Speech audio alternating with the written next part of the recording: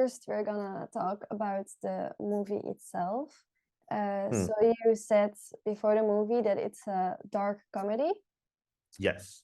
Yes. And I like the way you describe the movie because you talk a lot about blackness and you use a lot of metaphors, right? Also whiteness, the white powder, the cocaine.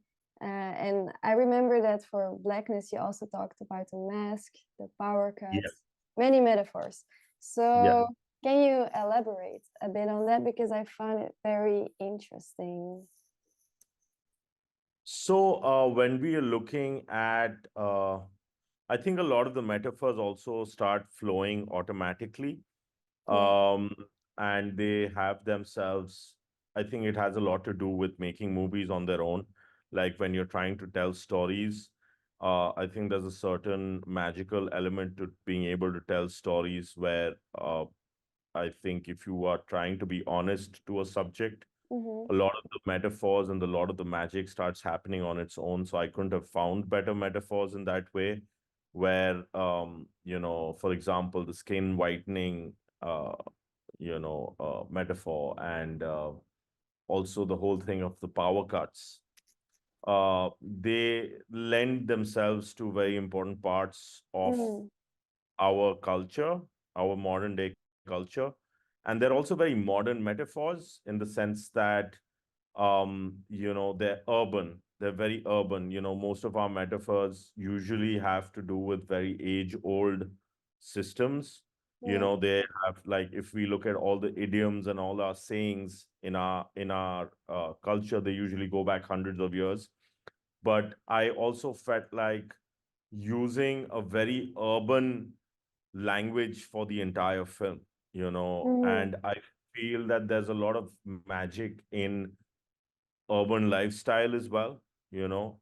Mm. Um, and I wanted to bring that element alive. So hence the whole aspect of a power cut and it's symbolizing the darkness in society is a very urban magical tool, you know. Yeah. It's, when the electricity goes, the electricity is also like the lifeblood of the city. It is the power that flows within the Yeah. city as an organism as a whole. So I wanted to always explore modern metaphors, you know, and that's where the inspirations for all of these characters also came from. So, for example, the character of the madman who's Mm. always, so he is again a character that you will find on the streets of Delhi, or for that matter, in many streets in cities all over the world. Yeah. You'll find a homeless madman, and he's talking. They're always talking about certain things which Yeah. you don't really either care about, but if you do happen to start listening to them, then things start getting a little strange. They start getting a little weird because they've Yeah. built their entire universe. They have a certain philosophy for their mad universe. Yeah, and you So, actually use that kind of philosophy because that's another metaphor you use, the circles, that the city was built in a circle. And it's like this homeless man is obsessed with the map as well yeah. because he's been running in circles. Yes, yes. So, like feng shui Yeah, yeah, feng in shui. Chinese feng shui, in India we have something called Vastu Shastra, which is like the science of design. Energy? Yeah. Yes, and energy flow, right? Mm. How design affects energy flow. Uh, and so this is again, it's a commentary on occupation to a certain extent, because New Delhi is a city that has always been occupied, so the struggle has always been to find out who is an insider, who's an outsider, right? So since New Delhi has had hundreds of years of occupation, and the Mm. last round of occupation was when the British came in, and every time the city has been built in a new way. And when the British, Really? yes, yes, so there's like about 4 and 5 old cities within New Delhi, so Wow, that yeah. so that's every time it's changing the vastu, it's changing the map of the city, you know. And when the British finally came in, the last round of constructions, they built circular roads, and that itself seemed to always fascinate me as a, as a man trying to grow up in the city and, trying to find a place in the city myself. Mm-hmm. Yeah, You'd find yourself. it's like your main character just wants to leave these kind of colonial structures and goes Yes, back to the city tribe. Like, I never heard about them. So I can imagine you were inspired. And why did yes. you want to tell this story? So, see, the thing is, the main character is Nigerian. He's Nigerian. He's a immigrant. He's a modern day immigrant. Yeah, But when we look at the nature of migration, and we look at the nature of what is today's most important political tenet, wherever we look at in the world, the main political tenet is who is from here and who's not from here. yeah, Right? But you can't say who's from here and who's not, because we don't know what our history is, right? So I wanted to tell the story of this Nigerian man, because there's a certain amount of classism and racism against dark skin in Indian society, yeah. and also against Africans. But there's also a certain colorism against people of dark skin from India, right? Oh, yeah. Right, even within. So it all starts coming together, like where you want to tell the story of every outsider who feels like he does not belong, Yeah, right? the dark skin for many countries is associated with like villages. Is it the same in India that the dark skin says that No, so you're in India gets a little complex, and this is one of the main reasons why I wanted to also tell this story, is because Mhm. South Asian identity is really complex. We've gone through the same kind of colonial kind of, we went through a sort of a slavery kind of position when the British Mhm. were ruling, right? And at the same time, if you look at America, the African Americans kind of went through a very different phase. Yeah. Um, we were also called the N word by the colonial, Mhm. powers that be. Yet we're in a very different position when it comes to our standing in the world today. We're a very different identity we carry. But when it comes to internally, there's a lot of issues there which haven't been resolved, because Yeah. that colorism might be coming down from the British, or it might be ingrained in society itself.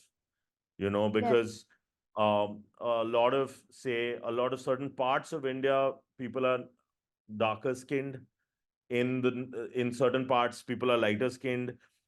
India is a very diverse sort of, like, every few kilometers, the language is changing, Yes. the And the is religion. changing. Yeah, yeah. Yeah. So that creates, I find that really interesting about your movie that um, at the same time you're talking about very specific identities and the stereotypes connected to them, and it's very it says a lot about the situation in Delhi, but it's also super universal because like I'm from Belgium and I recognize these problems too. So that's very interesting. it's the same thing that's happening all over the Yeah. world, and that's where, like, the protagonist, say Michael Okeke, he's like any other guy, and the most wonderful thing started happening. I knew about the Siddhis, I knew about certain aspects of Indian history which have been blocked, which is like, the Ethiopian influx into India, a lot of the, a lot of the African kings who kind of established themselves as warlords and generals, Mm, after coming in as slaves, but they've been kind of migrating for the last 800 years, right? And that felt to me that Delhi is again a metaphor for overall, the cities of all urban cosmopolitan cities. So you see that this city was cosmopolitan 800 years ago, right? mhm. And you had Turkish, you had Iranians, you had, African people, you had travelers coming in from Portuguese lands, all of that. So when I could bring it back full circle, and here's a man who's from Nigeria and finds people from that continent overall at the end of the day and says that, okay, these guys are also Indian. Yeah, and I think it put everything into context, because like if you watch this movie in Belgium, people might also think like, oh, but we act like that towards people from India as well. So it becomes very relative, and that's kind of powerful. And like, yeah, what a film medium can do. Yeah. That's the whole idea. We want to make, I wanted to make something that kind of opens it up in this way, because normally the discourse is very like, this kind of discourse. Yes, we've been having a little bit about the refugee, the refugees, the migrants moving from, say, Africa to Italy. There's been a few movies on that. There's been quite a few movies on that. The refugee metaphor, or we say the black versus white dialogue in America, right? But when you start bringing in the subcontinent, you start bringing in Asia, and you start bringing in South Asia, and you add that, then that's another whole piece of the puzzle that starts coming in. Okay, there's confusion. Yeah, we are very Eurocentric, so for us, the refugee crisis is very one-sided, like it only happens to us. So like, for instance, I didn't know that there were Black people going to India as well. So yeah, it was very interesting. It's different reasons, like a lot of them come in as students. A lot of them come in as students, but a lot of them don't get to work there. So they move back.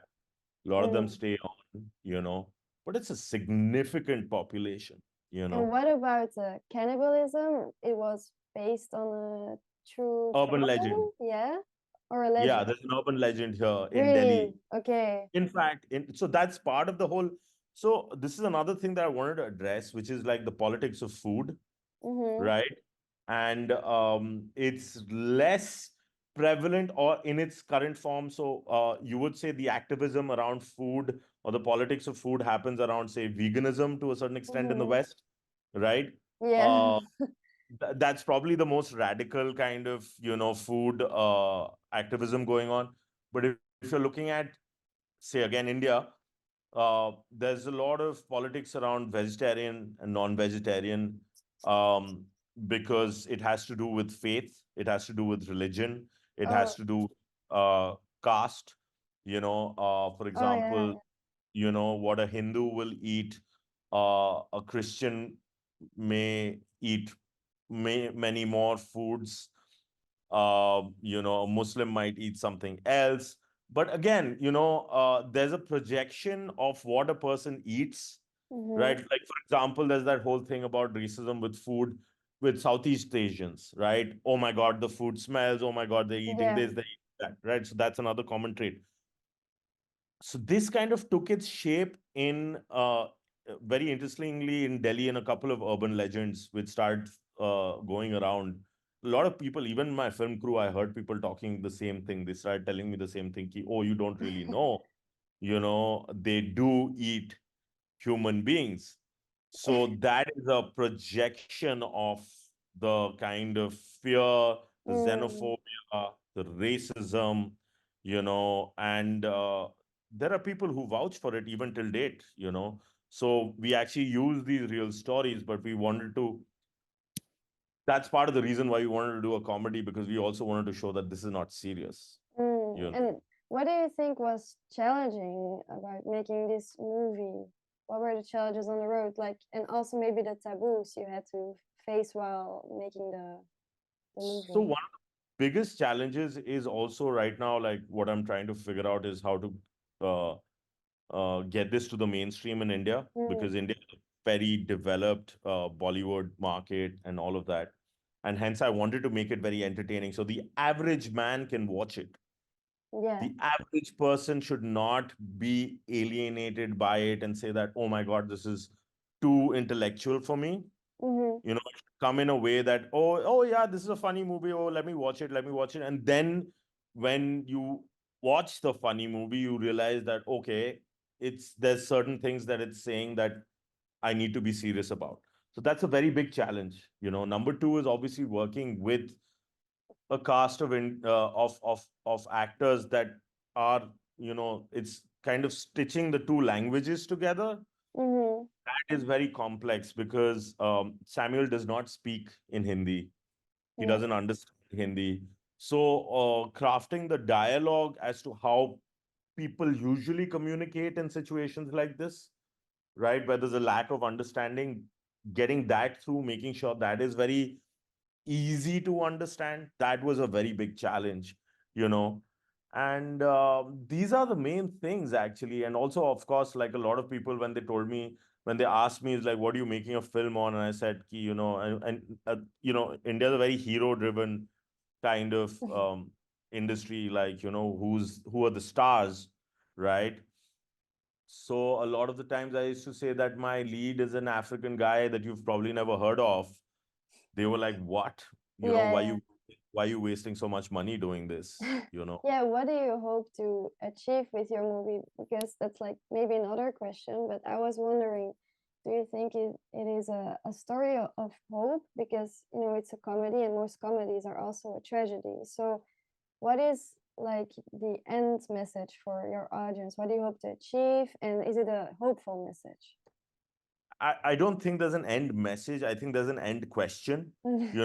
Why we've kind of finished the film in the way we did, in the sense that, yes, he does find people from his continent living in India somewhat integrated into mainstream society.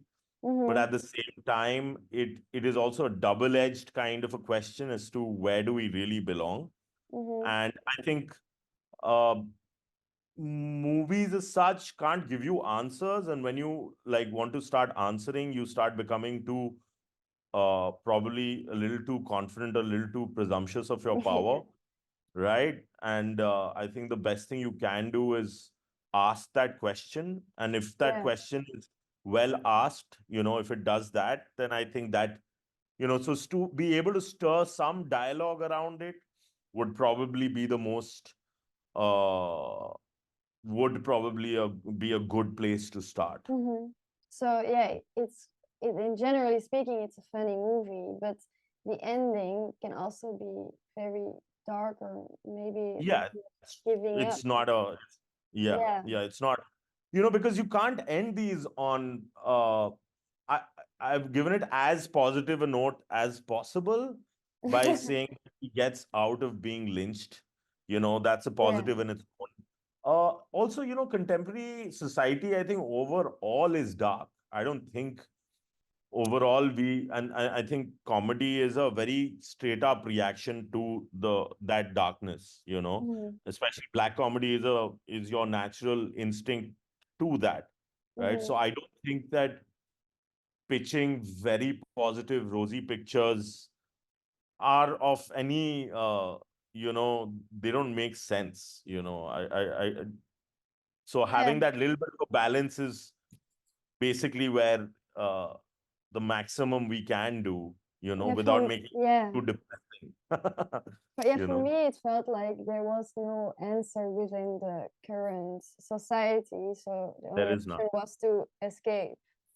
Yeah. Right now, so the thing is for me, like sitting in my position and looking at Indian society specifically first, and then moving outwards, it's a universal problem. I think a lot of us are in denial Mm. about any problems, So I think the first answer would be to at least get to the question, get to questioning those things, right? Because we're violently oscillating between either a very freewheeling sort of a everything goes kind of a stance, or we're moving to an extremely opposite situation where we're overtly correct. We're Yeah. so correct that you know, we stop communicating. So that balance, where's that balance lies, is, and I think that's just a human. I think it's the never-ending human Mm-hmm. conundrum. So Yes, I was yes, yes. wondering, which guest would you invite to your dream dinner party? Oh, which guests? Yeah. Yeah. Oh, wow. Okay. Um, Filmmakers, yes, definitely. If I were to look at So there's a Japanese filmmaker, and I love his work. His films have nothing to do with mine. There's this guy called Satoshi Kon. He Mm-hmm. passed away. I definitely want to meet him. As far as Indian filmmaking is concerned, there are some people who are great. There's someone by the name of Ritwik Ghatak who made amazing films uh, which were very like close to what society was, which was very reflective of a simpler time, but Mm-hmm. catching on a lot of societal themes. Lot of filmmakers. I mean, the moment I start, if you look at America, I'd look at the Coen brothers, for the beautiful work that they've done, with, Mm-hmm. but themes, if Mostly filmmakers at your party.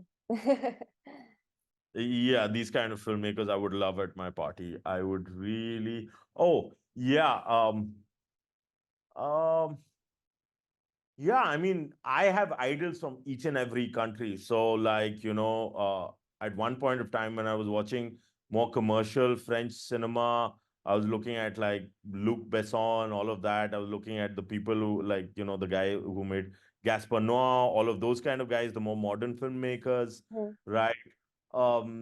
Again, I mean, times change, and with that, your tastes change accordingly, and they may not have anything to do with your immediate work. I feel I'm more influenced by stuff that I want to Mhm. read, or the things that I see around me, rather than film. Okay. Because I feel like film is more of an output medium for me. When I'm looking at input, then I'm trying to read more and trying to look outside more and figuring out what are the immediate problems that we're having in society, Mhm. right? So that's, yeah. Thank you so much for all this information. I hope that one day you will be invited to a party by these directors. I hope so. I hope so. I really hope so. Thank you so much for taking out the time. You're welcome.